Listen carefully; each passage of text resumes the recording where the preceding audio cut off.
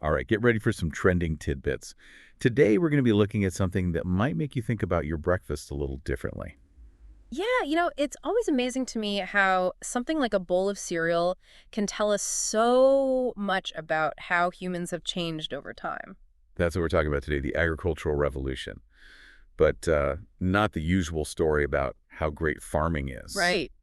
We're going deeper this time, looking at some of the things they don't always tell you, the downsides of all this farming stuff. Yeah, it's easy to think that progress just goes up, up, up, and that new is always better. But Harari in Unstoppable Us, Vol 2, really makes you think about the good and the bad, especially with how cereal grains became so important. Imagine it's like 12,000 years ago. No grocery stores, no apps delivering you food whenever you want it. And the crazy thing is, the cereals we eat now, wheat, rice, barley, people, almost never ate those back then. Exactly. It's like we forget that people lived for most of human history without needing those grains. The book really paints a picture of what it was like before this whole cereal thing took over. People were always moving, following the food. They didn't have to work so hard on the land. They had fewer things to carry around. And honestly, they probably had way less to worry about. And to explain this all, Harari uses these characters. They're brilliant. There's Wheaty. He's like this super excited farmer. And then there's Wanda. She's one of those free spirit gatherer types. Wheaty's like a cereal salesman, always talking about how awesome wheat is. You can store it forever, bake it into anything.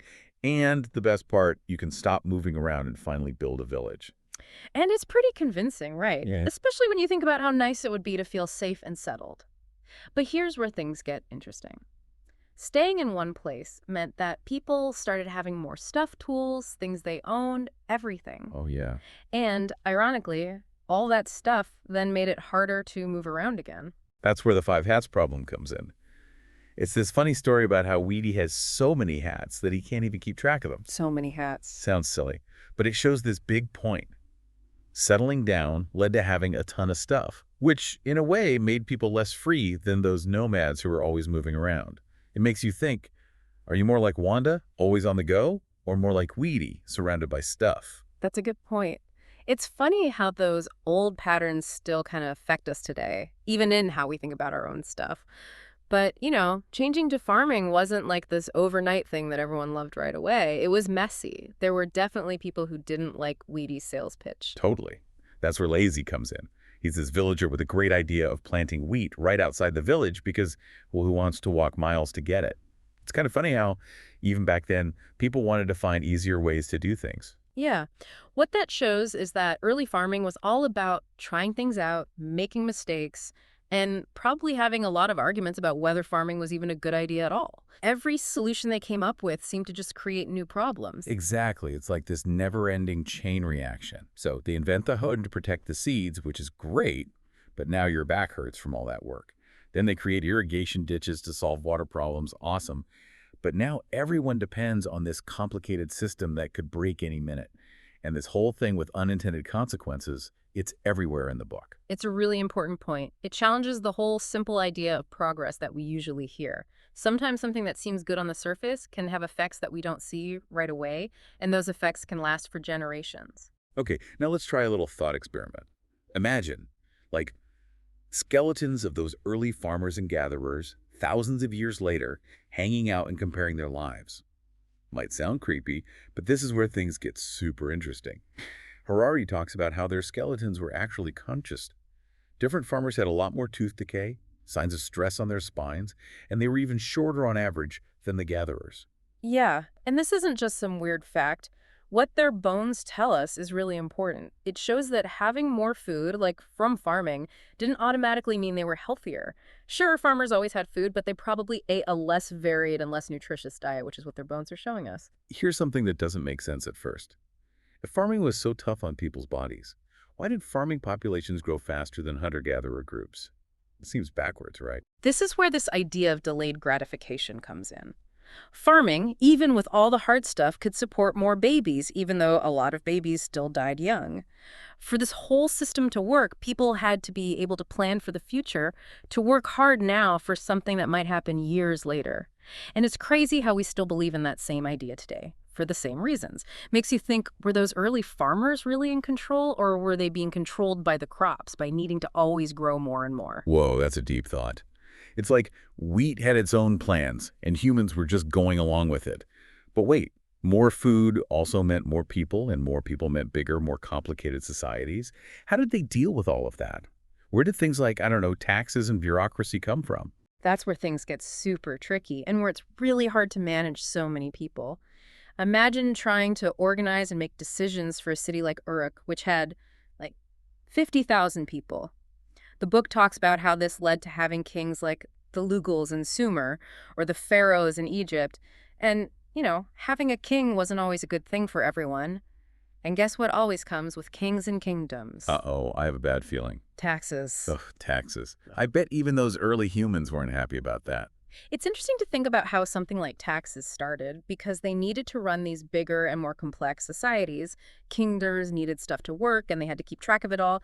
That's actually where writing comes in. Yeah. We think of writing as like poems and stories, but back then it was mostly used for keeping records and making sure all those resources were going where they were supposed to. So basically, bureaucracy was born. And we all know how much everyone loves that. But seriously, what made bureaucracy so powerful? It's not exactly the most exciting topic. But that's where the magic of organizing information and managing it comes in. Think about it. You have all these archives, all these records, all these trained scribes and clerks. Making information organized, easy to find, and usable became just as important as the information itself. It's like Google search today. We expect to find anything online in a second, but that only works because of the amazing organization behind it, algorithms, databases, the whole thing. Mind blown. I'll never look at a filing cabinet the same way again. And here's something to think about. In a lot of those kingdoms, it was the bureaucrats, the people behind the scenes managing all the information, who really had the power. They weren't the ones making the big speeches, but they were often the ones shaping the decisions and controlling how things worked. Okay, so we've got these growing societies, complicated systems, taxes, bureaucracy. But rules and punishments alone can't keep a kingdom running smoothly, can they? There's got to be something more. Absolutely. And that's where stories come in. Ah, yes. Everyone loves a good story. But what did stories have to do with how those ancient societies worked? Back then, stories weren't just for fun. They were really powerful. They were how they shaped what people believed and how they kept things in order in these societies that were getting bigger and bigger. So, like, stories were the first social media, right? Totally. Harari uses this awesome example from ancient Egypt, the myth of the heart weighing ceremony. So you die, and then you go before the gods, and they actually weigh your heart against a feather to decide what happens to you in the afterlife. Pretty intense, huh? I know, right? That image is so strong and memorable. I can definitely see how that would make people change how they acted and what they believed. Yeah, it shows how the priests were basically like the original storytellers, the masters of it. They created these big stories that often explained why things were the way they were, even if it wasn't really fair. That's a really important point. It makes me think about how what you believe can be even stronger than any law or any kind of force. It's like the story itself becomes the most real thing. Exactly. And it wasn't just about the gods in the afterlife. Stories also had a huge impact on how people saw each other right there in their own society. So it wasn't just about being scared of the gods, but also about what your neighbors thought of you. Exactly. Harari talks about this concept of purity and impurity. Like, there's this magical stink or beauty that decides where you fit in. Wait, so not like a real stink, but more like something people just thought about you that you couldn't get rid of. Yeah, exactly. It's this invisible mark that says how people treat you, who you can talk to, even what you're allowed to do in life.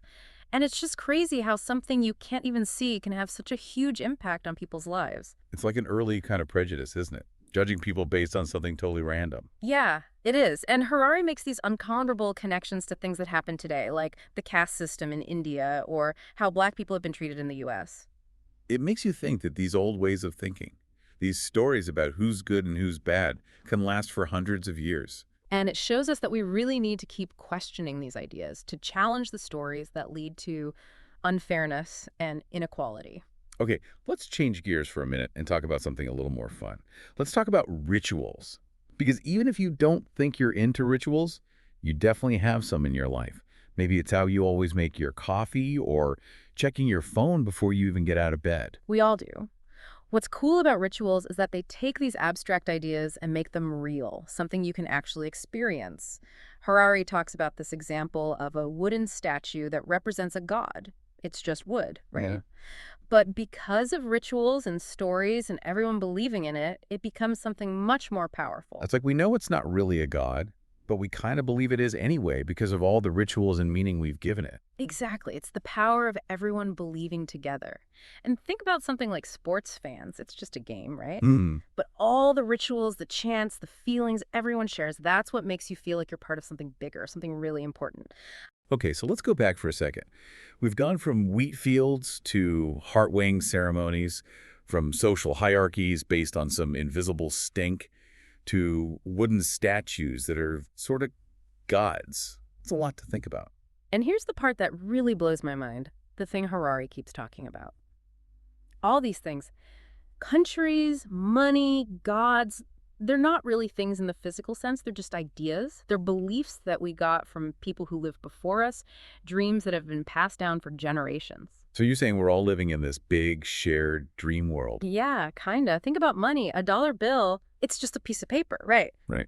But it's powerful because we all agree that it has value because of the stories we tell about what it means. Wow, that's a really different way to think about it. And it makes you wonder, what other shared dreams are we living in without even knowing it? What stories are shaping our lives that we haven't even questioned? That's the question, isn't it? What stories are we telling ourselves about success, happiness, about living a good life? And are those stories really good for us? This is getting pretty deep. But hey, that's why we love these trending tidbits, right? They make us think about things in a whole new way. But dreams can also be dangerous, can't they? What happens when those shared beliefs go bad? You're hitting on something really important. These shared dreams, these stories, can be good, but they can also be used to do bad things. Like, we're the only species that will go to war over an idea, aren't we? It's a scary thought. And Harari compares this to fights in the animal world, which are usually about real things like food or territory. Hmm. Humans, on the other hand, we often fight because of what we believe, because of different ideas, because of stories about who's right and who's wrong. He uses that example of the Crusades, all that violence and death, because of a story about a god who wanted Jerusalem back from Muslims. It's crazy to think about how even very religious people today might look back at that and think, what were they thinking? It just shows how stories can lose their power, how what seems super important to one generation can seem totally ridiculous to another. So does that mean we're stuck with these harmful stories forever? Are we just going to keep making the same mistakes because of these narratives? Not necessarily. Here's where Harari gives us some hope. Humans are amazing because we can change our minds. We can question the stories that aren't working anymore, the ones that are hurting people and holding us back. And he brings up the story of Malala Yousafzai. Malala, yeah. That incredibly brave young woman who fought for girls' education, even when the Taliban threatened her. She basically challenged their whole way of understanding Islam, saying that it absolutely allows girls to learn. And her courage, how she's affected the whole world, it shows that one person can make a difference, even when things seem impossible. It proves that even the most deeply held beliefs can be changed, that change is possible when we're brave enough to question the stories that are causing harm. Her story is so inspiring. It reminds us that we don't have to just accept these big narratives.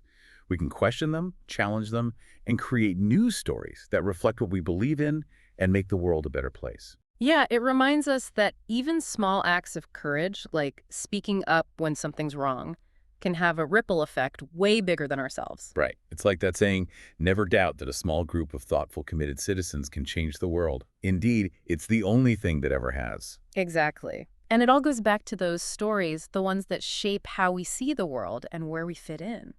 So we've come a long way, from ancient wheat fields to heart-weighing ceremonies, from that invisible stink to the amazing story of Malala. It's crazy to think how the agricultural revolution, this seemingly simple shift to farming, had consequences that lasted for centuries and shaped the world we're living in now. It really shows how everything's connected, how even small changes can have these huge and often unexpected effects. And it makes you think twice about the stories we're telling ourselves now, the ones that are shaping the future. And here's that final thought-provoking thing from Harari that stuck with me. You're living in a world built on stories, some good, some bad, some that need to be changed. Which ones will you help change? Yeah, that's the question we should all be asking ourselves. Which stories will we accept? Which will we challenge? And what new stories will we be brave enough to tell? If you want to really explore these mind-blowing ideas and think differently about human history, I can't recommend Unstoppable Us Vol. 2 enough. It's a wild ride, and it'll definitely change how you see the world. It's one of those books that stays with you long after you finish it. And the next time you're having a bowl of cereal, remember, it's not just breakfast. It's a tiny part of this huge 10,000-year-old story that's still going on. So stay curious, keep questioning those narratives, and go out there and make some history. See you next time.